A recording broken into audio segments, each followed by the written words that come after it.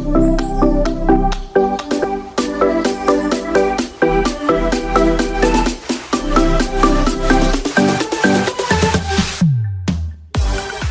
लोगों ने ओपैम्प के बारे में बेसिक इंट्रोडक्शन पढ़ा था और उसके ऑपरेटिंग मोड्स पढ़े थे कि किन किन मोड्स में उसको ऑपरेट कर सकते हैं। ठीक है, ये सारी चीज हमने इस लास्ट लेक्चर में कवर की थी। चलिए आज स्टार्ट करते हैं। पैरामीटर्स ऑफ ओपैम्प बहुत इंपॉर्टेंट है और इसके साथ साथ हम कवर करेंगे आज के लेक्चर में ओपैम्प इन ओपन लूप कॉन्फ़िगरेशन, ये भी हम लोग कवर करने वाले।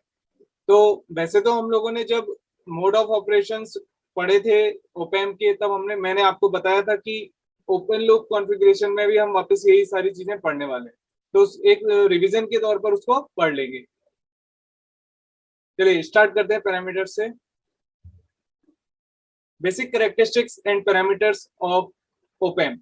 First one is output offset voltage. Output offset voltage, पहली चीज तो आउटपुट की बात हो रही है, यानी आउटपुट टर्मिनल की बात हो रही है। दूसरी वोल्टेज की बात हो रही है, और किस तरीके की वोल्टेज की, ऑफसेट वोल्टेज की बात हो रही है। तो इन चीजों को जो नेमिंग की जाती है वो बहुत सोच समझ की जाती है। आउटपुट ऑफसेट वोल्टेज, आपने देखा होगा कई बार जब अगर आप कभी सब्जी वगैरह खरीदने जाते हैं तो जो इलेक्ट्रॉनिक वे मशीन होती है उसमें एक रीडिंग शो होती है, डिजिट में रीडिंग शो होती है यहाँ पर, और एक पॉट या बर्तन टाइप का वो रखा होता है जिसको वो वे, जिससे उसमें सामान रखते हैं, वे करते हैं। अगर वो उसको हटाता है तो यहाँ पर कुछ माइनस 0.750 इस तरीके से रीडिंग आती है। अब अगर उसने सब्जी इस पॉट को हटाने के बाद कैलकुलेट की तो क्या उसको वे किया तो क्या होगा, इतना वेट उसमें कम आएगा। ठीक है ना, तो इस वैल्यू को ही हम ऑफसेट बोलते हैं। इस ऑफसेट को हमें नल करना है। नल करना है तो वहां पर वैसे कैलिब्रेट का एक बटन होता है, उसको वो क्लिक करता है, वो वापस से 0 हो जाती है। ठीक है ना, तो इसी तरीके से कई डिवाइसेस ऐसी होती हैं जिनका आउटपुट आता है जबकि हमने उसके इनपुट में कोई वैल्यू नहीं दी है। यहाँ पर भी देखो कोई वैल्यू नहीं दी है लेकिन आउटपुट आ रहा है।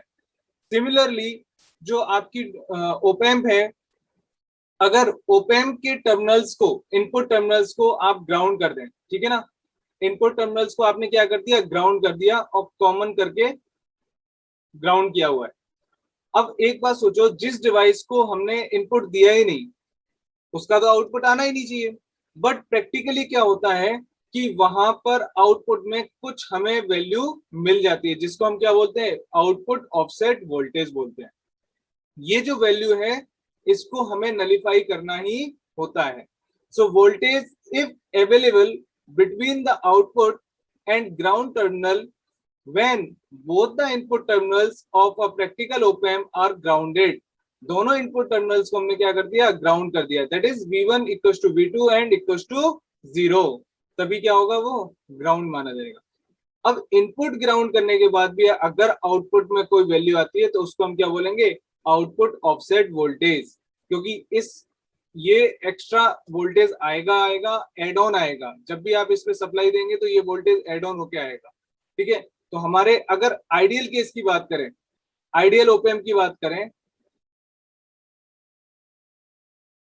तो ये जो आउटपुट ऑफसेट वोल्टेज है वो क्या होना चाहिए, 0 होना चाहिए। क्लियर। नेक्स्ट टर्म है आपका, नेक्स्ट पैरामीटर है that is input offset voltage. देखिए इनपुट ऑफसेट वोल्टेज, समझना बात को, इनपुट ऑफसेट वोल्टेज, अभी हम आउटपुट की बात करें, अब हम इनपुट टर्मिनल पर देखते हैं। इनपुट टर्मिनल पर क्या होगा, the voltage VIO, this is input offset voltage, is required to be maintained between the two inputs if a practical op-amp to nullify the output offset voltage। जो output offset voltage आ रहा था, मैंने आपको क्या बोला कि प्रैक्टिकल ओपैम्प में output offset voltage आ सकता है। ठीक है, इसको हमें 0 करना है, क्योंकि नहीं तो अगर 0 नहीं करेंगे तो हमेशा अदर एप्लीकेशंस में जब भी इसको यूज करेंगे एड ऑन होके आएगा। इसको नलीफाई करने के लिए हम इनपुट टर्मिनल्स पर क्या लगाते हैं, एक वोल्टेज लगाते हैं। दोनों टर्मिनल हैं आपके पॉजिटिव और नेगेटिव टर्मिनल, इन दोनों टर्मिनल पर आप क्या लगाते हैं, एक वोल्टेज लगाते हैं, जिसकी वजह से जो आउटपुट वोल्टेज है वो 0 मेंटेन रहता है। आगे बात समझे, यानी आउटपुट वोल्टेज यानी आउटपुट ऑफसेट वोल्टेज को इक्वल टू 0 करने के लिए अगर आपको इनपुट पर कोई बैटरी या कोई सप्लाई लगानी पड़ रही है, वही क्या है, आपका इनपुट ऑफसेट वोल्टेज है। ठीक है, so voltage VIO, that is voltage input offset, is required to be maintained between the two inputs of a practical op-amp to nullify the output offset voltage। जो आउटपुट ऑफसेट वोल्टेज आ रहा था उसको 0 करने के लिए हमें ये रिक्वायरमेंट है। अब देखिए एक इस डायग्राम में देखिए, क्योंकि ये जो टर्म है यहाँ IB1 और I2 बहुत इंपॉर्टेंट है, यूज होने वाली है। जो माइनस टर्मिनल है उस पर आपने VB2 बैटरी लगाई है, ठीक है ना। इस VB2 का मतलब है हम यहाँ पर बाइसिंग कर रहे हैं, सिंपल सी बात है, बाइसिंग बायस वोल्टेज है, उस बायस का यूज करके हमने इस आउटपुट को नलीफाई किया। अगर हमने यहाँ कोई बैटरी लगाई तो डेफिनेटली यहाँ कोई ना कोई करंट हो गई, और IB1 एंड IB2 क्यों करंट है वो मैं आपको समझाऊंगा, है ना। और इन दोनों के बीच के डिफरेंस को हम क्या बोल रहे हैं, इनपुट ऑफसेट वोल्टेज बोल रहे हैं। इनपुट ऑफसेट वोल्टेज, इन दोनों टर्मिनल पे जो वोल्टेज है उनको क्या बोल रहे हैं, इनपुट ऑफसेट वोल्टेज बोल रहे हैं। चलिए नेक्स्ट पैरामीटर देखते हैं, that is input bias current. Input bias current, we know that some DC current IB, DC base current IB, क्योंकि जो ओपैम्प है वो क्या है, कई सारे ट्रांजिस्टर से मिलकर बना हुआ है ना, तो सम DC base current IB must flow when a transistor is properly biased. अगर ट्रांजिस्टर प्रॉपर्ली बायस्ड है तो बेस में कोई ना कोई करंट तो जरूर जाएगी, although it's all small, it's flowing through the external resistor, produces a DC input voltage that in turn creates an output offset। जो प्रॉपर बाइसिंग की वजह से जो बेस है, बेस जो एरिया है, रीजन है, उसमें कोई ना कोई करंट जरूर फ्लो करती है, जिसकी वजह से क्या होता है, इनपुट पर कोई ना कोई वोल्टेज शो हो जाता है, और उस वोल्टेज की वजह से आउटपुट में भी कोई ना कोई वोल्टेज आ जाता है। तो हमें क्या करना होता है कि इस बेस करंट को भी नलीफाई करना होता है। जो बायस करंट है उसका क्या फंक्शन है, जो DC बेस करंट है ना उसको नलीफाई करना होता है। वैसे तो इसका अच्छा खासा डेरिवेशन है, बट आपके रिगार्डिंग, आपके सिलेबस के रिगार्डिंग इतना इंपॉर्टेंट नहीं है। लेकिन हमें यह समझना है कि इनपुट बायस को हम कैसे कैलकुलेट कर सकते हैं। अगर दोनों टर्मिनल की आपको करंट्स पता है तो इनका एडिशन करके हाफ कर देंगे, है ना।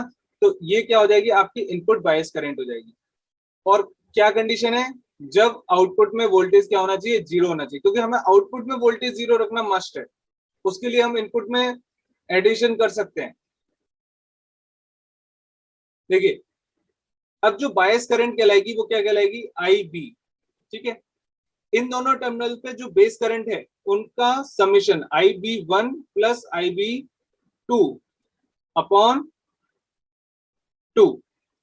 ये एक डेरिवेशन है, मैं आपको फिर क्लियर बता रहा हूं कि इस बेस करंट को नलीफाई करने के लिए इन दोनों करंट का इस बेस करंट के हाफ होना इक्वल, हाफ इक्वल होना बहुत इंपॉर्टेंट हो जाता है, तभी ये जो बेस करंट है, जो बायस करंट है, वो नलीफाई हो पाती है। तो उस केस में हाफ IB1 और IB2 उनका समेशन बटे 2 ये इसके इक्वल आती है। इसको मेंटेन करने के लिए, आउटपुट को 0 मेंटेन करने के लिए ये इक्वेशन आती है, ठीक है। सिमिलरली अगर हम बात करें इनपुट ऑफसेट करंट की, ऑफसेट करंट क्या है कि IB1 माइनस IB2, ये है आपका इनपुट ऑफसेट करंट। इसको रिमूव करने के लिए क्या करेंगे, हमें इन दोनों का डिफरेंस देखना है। इन दोनों का डिफरेंस देखेंगे और कंडीशन क्या है, आउटपुट पे वोल्टेज 0 आए, क्योंकि हमें चाहिए आउटपुट पे voltage 0।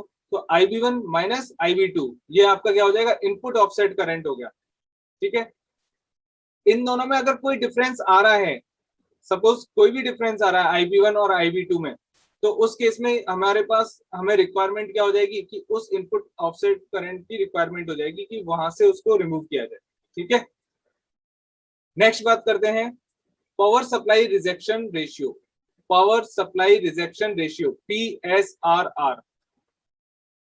ratio of the change in V input offset, this is input offset, to corresponding change in one of the power supply voltage with all remaining supply voltage held constant. Suppose दो terminal है, कई सारे input supply दे सकते हैं, ठीक है, op amp में कई सारे इनपुट सप्लाई दे सकते हैं। अगर किसी एक में चेंज की वजह से उसका output input offset voltage change होता है, उस रेशियो को क्या बोलेंगे हम? PSSR यानी पावर सप्लाई रिजेक्शन रेशियो बोलेंगे, ठीक है। इसको हम पावर सप्लाई सेंसिटिविटी भी बोलते हैं। सेंसिटिविटी इसलिए बोलते हैं क्योंकि हमने किसी भी एक इनपुट टर्मिनल की जो सप्लाई है उसमें चेंज किया, बाकी सबको कांस्टेंट रखा है। Only change occur in only one power supply, input power supply, okay. तो उस रेशियो को क्या बोलेंगे हम? पावर सप्लाई रिजेक्शन रेशियो या फिर पावर सप्लाई सेंसिटिविटी, ओके। यहां से आपको ज्यादा समझ में आएगा कि पावर सप्लाई सेंसिटिविटी है, इसका मतलब इनपुट में चेंज हुआ, आउटपुट इसके इनपुट ऑफसेट में चेंज होगा। And it is expressed in microvolt पर वोल्ट और डेसिबल। डेसिबल तो लॉगरिथमिक वैल्यू होती है, माइक्रोवोल्ट पर वोल्ट देखिए चेंज स्मॉल होगा रेस्पेक्ट टू इनपुट के, ठीक है। इन आइडियल केस और for ideal op amp PSSR should be 0। PSSR क्या होना चाहिए? 0 होना चाहिए। चलिए नेक्स्ट आगे मूव करते हैं।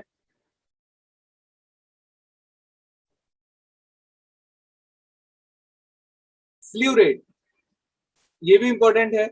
Slew rate is maximum time rate, maximum time rate of change of the closed loop output voltage caused by a step input voltage under large signal conditions। जब large signal conditions होती है, या फिर इसमें simple language में समझें, the maximum possible rate at which the amplifier's output voltage can change, यानी output voltage जो है वो किस रेट के अकॉर्डिंग चेंज हो सकता है इन वोल्ट्स पर सेकेंड, ठीक है, उसको हम क्या बोलेंगे? स्लीव रेट बोलेंगे। रेट ऑफ चेंज क्या होगा? आउटपुट वोल्टेज सपोज T2 पर V2 था और T1 पर V1 है, तो जो टाइम इंटरवल है T2 माइनस T1 उसमें चेंज कितना आया, that is V2 minus V1, इसको हम बोलेंगे वोल्ट पर second. Generally it is expressed in volt पर माइक्रो सेकंड, ठीक है ना, माइक्रो सेकंड के साथ ये एक्सप्रेस किया जाता है। और अगर हम आइडियल ओप एम्प की बात करें तो ये क्या होना चाहिए? इनफाइनाइट होना चाहिए। रीजन क्या है कि टाइम के रेस्पेक्ट में जब इनपुट चेंज हो रहा है तो आउटपुट के चेंज होने में ज्यादा टाइम नहीं लगना चाहिए, तभी उसकी सेंसिटिविटी हाई रहती है। तो उसको उस स्लीव रेट की वैल्यू क्या होनी चाहिए? इनफाइनाइट होनी चाहिए फॉर आइडियल केस, और प्रैक्टिकल केस में it should be higher. Next parameter है that is common mode rejection ratio. ये हमने स्टार्टिंग में भी लास्ट लेक्चर में भी पढ़ा था, कॉमन मोड रिजेक्शन रेशियो। ये कब यूज होता है? जब ओप एम्प के दोनों टर्मिनल्स पर हम कॉमन सप्लाई देते हैं, ठीक है, दोनों टर्मिनल पर क्या है? कॉमन सप्लाई देते हैं, तब ये यूज होता है। So one of the more important feature of differential circuit connection as provided in op-amp is the circuit's ability to greatly amplify signals that are opposite at the two inputs। जो अलग अलग signals होते हैं inputs पे, उनको तो बहुत ज्यादा एम्पलीफाई करता है, ये हमने देखा था। अलग अलग सिग्नल्स हैं या अलग अलग फेज में सिग्नल है, उनको बहुत ज्यादा एम्पलीफाई करता है। while only slightly amplifying signals that are common to both inputs। अगर इनपुट पे कॉमन सप्लाई दे दी है, कॉमन सिग्नल दे दिए, तो उनको बहुत ही कम एम्पलीफाई कर पाएगा। रीजन यही है उसको कम एम्पलीफाई करने का कि जो आउटपुट होता है वो डिफरेंस होता है। अगर कॉमन इनपुट है तो वो डेफिनेटली वहां रिडक्शन आ जाएगा, और प्रैक्टिकली अगर एग्जैक्ट सिग्नल नहीं है तो बहुत कम एम्पलीफाई सिग्नल हमें आउटपुट में मिलता है। So an op-amp provides an output component that is due to the amplification of the difference of the signal applied to the plus or minus inputs, and a component due to the signals common to both। Since amplification of opposite input signal is much greater than that of the common input signals, common input signals के comparison में जो opposite signals का amplification होता है वो ज्यादा होता है, कॉमन सी बात है, ठीक है। The circuit provides a common mode rejection, यानी अगर कॉमन है तो उसको रिजेक्ट करेगा। It is described by a numerical value and called the common mode rejection ratio. इसको ही क्या बोलते हैं? common mode rejection ratio बोलते हैं. तो ओपैम्प में क्या होता है, इनपुट पे या तो इन फेज सिग्नल हो सकता है या आउट ऑफ फेज सिग्नल होगा. इन फेज सिग्नल होगा तो वो कॉमन मोड कहलाएगा, है ना, और आउट ऑफ फेज सिग्नल होगा तो वो डिफरेंशियल केस कहलाएगा. क्लियर? तो इसमें कुछ इंपॉर्टेंट चीज है वो देख लेते हैं.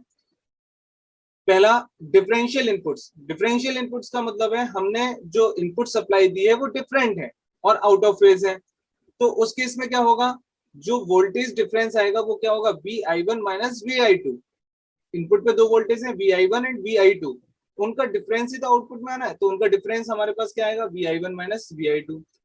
कॉमन इनपुट्स होंगे तो क्या होगा, कॉमन इनपुट्स का मतलब क्या है, when both input signals are the same, a common signal element due to the two inputs can be defined as the average of the sum of the two signals. उसको कैसे define करेंगे common को, कि वो दोनों terminals पे divide हो गया इक्वली. ठीक है, तो क्या होगा, Vi1 plus Vi2 divided by 2, ये हो गया कॉमन इनपुट. आउटपुट वोल्टेज की बात करें, so since any signal applied to an op-amp in general have both in phase और आउट ऑफ फेज, यानी इन फेज भी सिग्नल हो सकता है और out of phase signal component भी हो सकता है. तो रिजल्टिंग आउटपुट कैसे डिफाइन हुआ, V output equals to AD यानी डिफरेंशियल गेन, VD यानी डिफरेंशियल वोल्टेज, जो हमने डिफरेंशियल इनपुट्स कैलकुलेट किया ना उसी को तो एम्पलीफाई करेगा. तो किस रेस्पेक्ट में करेगा, डिफरेंशियल गेन के रेस्पेक्ट में करेगा.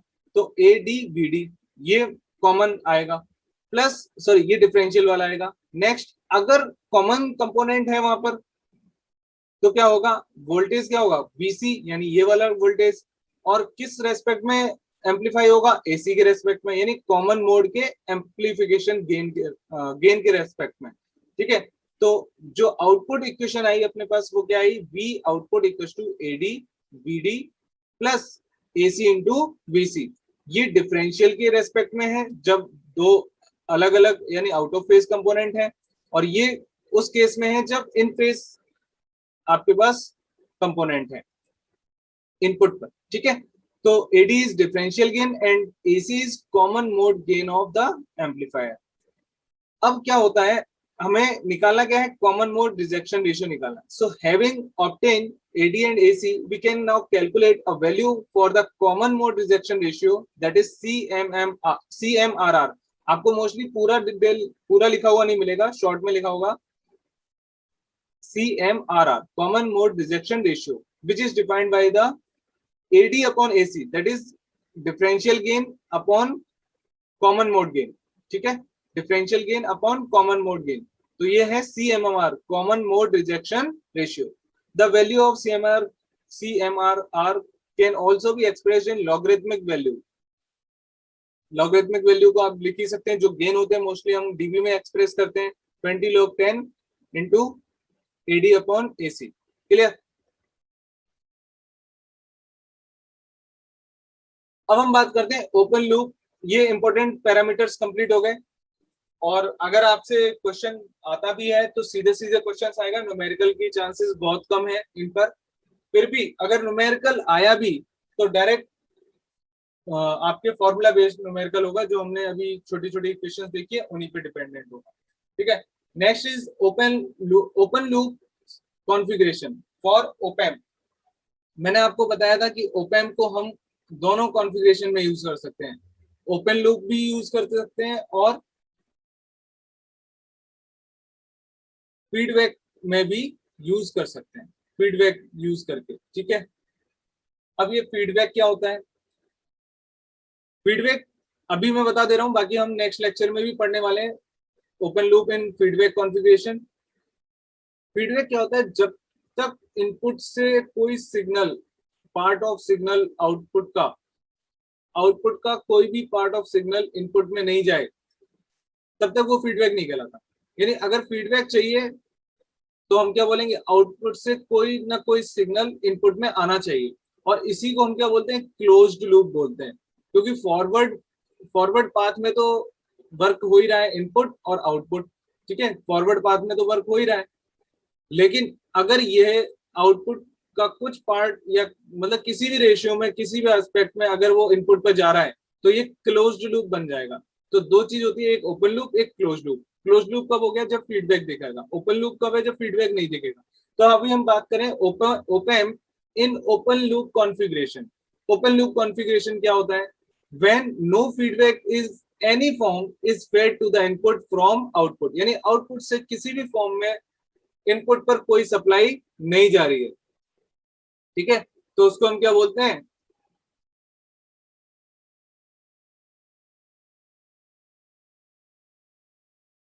ओपन लूप कॉन्फ़िगरेशन बोलते हैं। Next, in open loop configuration it acts as very high gain open. Open loop configuration में इसका जो गेन है वो बहुत हाई रहता है। ठीक है, so there are three open loop configuration. First one is differential amplifier as differential amplifier, second one is inverting amplifier and third one is non inverting amplifier। Short में तो तब भी मैंने आपको बताया था कि हम ओप एम्प को इन्वर्टिंग एम्पलीफायर और नॉन इन्वर्टिंग एम्पलीफायर में यूज कर सकते हैं। अभी देखिए जो मेन फंक्शन है ओप एम्प का, that is differential amplifier. Differential amplifier का मतलब ये होता है कि ओप एम्प के दोनों टर्मिनल, यानी माइनस वाला टर्मिनल और प्लस वाला टर्मिनल, इन दोनों पर आपने सप्लाई दी है। माइनस पर दी है सपोज Vi2 और प्लस पे दिया आपने Vi1। This is Vi1। Okay, ये सप्लाई दी हुई है, एक रजिस्टर लगाया हुआ है कंट्रोल करने के लिए, करंट कंट्रोल करने के लिए, और आउटपुट में वोल्टेज है और एक रजिस्टर के थ्रू हम वोल्टेज कैलकुलेट कर रहे हैं। अब एक चीज देखिए, जो आउटपुट टर्मिनल है वो इनपुट पर किसी भी तरीके से कनेक्ट नहीं है, यानी इस तरीके से कोई भी कनेक्शन नहीं हो रहा है। आप समझने की कोशिश करना, कोई भी कनेक्शन नहीं हो रहा है, इसका मतलब यहाँ कोई भी फीडबैक आउटपुट से इनपुट पर नहीं जा रहा है, इसलिए ओपन लूप कॉन्फ़िगरेशन है। अब ये जो टर्मिनल आए उनका डिफरेंस क्या होगा, दैट इज VID। ठीक है, इसी डिफरेंस को ये एम्पलीफाई करेगा विद इट्स गेन। तो आउटपुट क्या होगा, A into Vi1 minus Vi2, इसका जो गेन होगा उसके रेस्पेक्ट में ये एम्पलीफाई कर देगा। ठीक है, तो गेन हाई रहता है तो उसकी डिफरेंस को भी बहुत हाई एम्पलीफाई कर देगा। ये हो गया डिफरेंशियल एम्पलीफायर। इस केस में क्या है, दोनों इनपुट पर सिग्नल है, और जरूर अगर आपने सिग्नल सेम दे दिया तो डेफिनेटली यहाँ वैल्यू जीरो हो जाएगी क्योंकि डिफरेंस है, और अगर डिफरेंट है, आउट ऑफ फेज है, तो ये वैल्यू बहुत ज्यादा आएगी। ठीक है, next one is inverting amplifier. Inverting amplifier नाम से भी समझ में आ रहा है, ये सिग्नल को क्या करेगा, इन्वर्ट करेगा। और अगर हमें इन्वर्ट करना है तो सप्लाई किस पे देनी है, माइनस वाले टर्मिनल पर सप्लाई देनी है। माइनस जो टर्मिनल है उस पर सप्लाई देनी है। देखिए माइनस वाले टर्मिनल पर आपने V इनपुट दिया हुआ है, जबकि अदर टर्मिनल को आपको क्या करना है, ग्राउंड करना है। ग्राउंड करने का मतलब क्या है, इसको कोई वोल्टेज सप्लाई नहीं देनी है। तो एक टर्मिनल पर इनपुट सप्लाई है और एक पर ग्राउंडेड है। ये जो सप्लाई है ये आउटपुट में जाएगी। आउटपुट में हमें किस तरीके से मिलेगी, -AVI1। ये माइनस शो कर रहा है कि जो सप्लाई यहाँ मिल रही थी, जो जिस फेज में थी, उसके आउट ऑफ फेज हमें आउटपुट मिलेगा। क्या मिलेगा, आउट ऑफ फेज आउटपुट।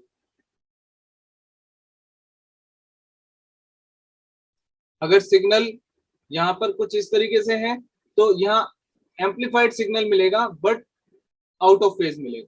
ठीक है, इसलिए हम इसको क्या बोलते हैं, इन्वर्टिंग एम्पलीफायर। एम्पलीफाई तो करेगा बट उसके फेज को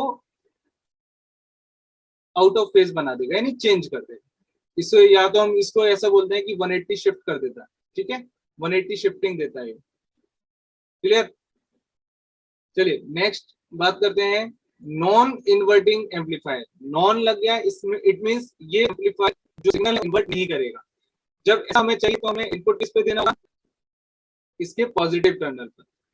तो आपने ओपन की पॉजिटिव टर्मिनल पर एक सप्लाई लगाई है Vi। ठीक है, और जो टर्मिनल था उसको क्या किया, ग्राउंड कर दिया, और आउटपुट में क्या मिलेगा, V output equal to AVI, यानी इनपुट का एम्पलीफाइड वर्जन आपको मिल जाएगा। सपोज अगर सिग्नल इस तरीके से है तो आउटपुट में सिग्नल सेम एम्पलीफाइड सिग्नल मिलेगा। क्लियर, तो ये है आपका नॉन इन्वर्टिंग एम्पलीफायर। तो ये ओपन लूप कॉन्फ़िगरेशन अगर आपसे पूछा जाता है तो आपको ये तीनों डिफाइन करनी होंगी। क्लियर,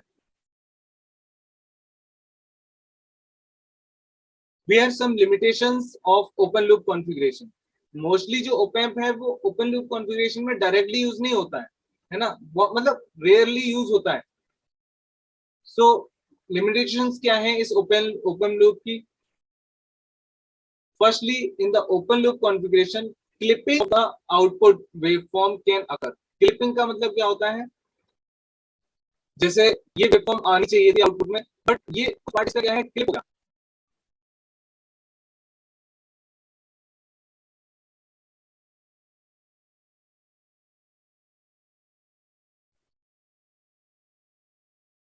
इस तरीके से, तो ये जो पार्ट क्लिप हुआ ना, ये ओपन लूप कॉन्फ़िगरेशन में ज्यादा प्रॉब्लम क्रिएट करता है।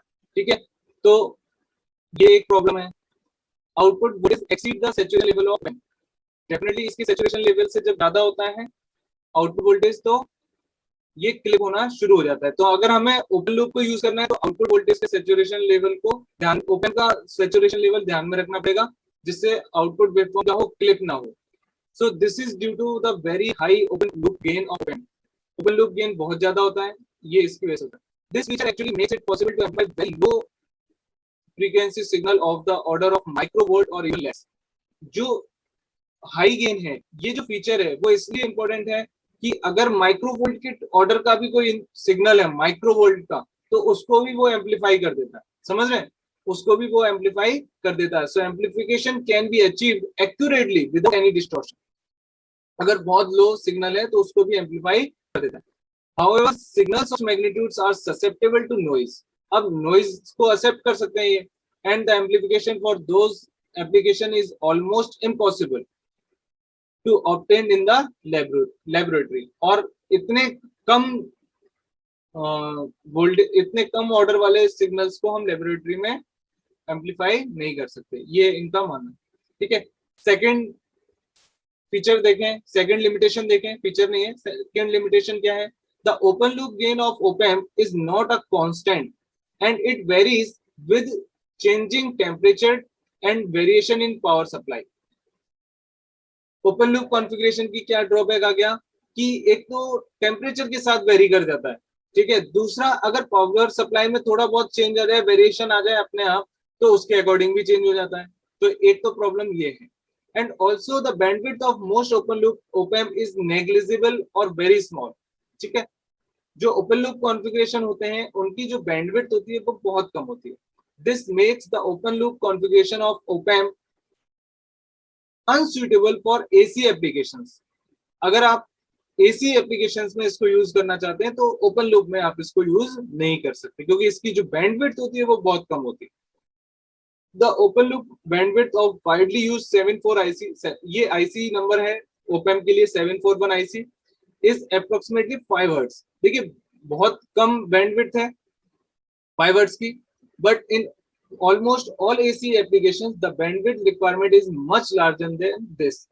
जो AC applications होती हैं उनमें ये सबसे, ये तो बहुत कम मानी जाएगी, है ना। इससे ज्यादा ही बैंडविड्थ वाले डिवाइसेस हमें चाहिए होते हैं। तो op-amp को हम वहां यूज ओपन लूप में यूज नहीं कर सकते। ठीक है, for the reason stated the open loop is generally not used in linear applications. तो लीनियर एप्लीकेशंस के लिए हम ओपन लूप कॉन्फ़िगरेशन यूज नहीं करेंगे op-amp के लिए। The open loop op-amp configuration find use in certain non-linear applications such as comparators, square wave generators and stable multi vibrators.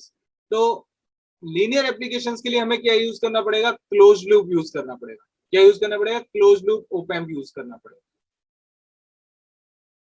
और next lecture में हम लोग क्लोज लूप op-amp के बारे में ही पढ़ने वाले हैं। ठीक है, लेकिन अगर नॉन लीनियर एप्लीकेशंस की बात करें तो हम ओपन लूप को यूज कर सकते हैं, like comparators, square wave generators and astable multi vibrators. तो ये आपका पैरामीटर्स हो गए op-amp के, और ओपन लूप कॉन्फ़िगरेशन हो गया op-amp का। ठीक है।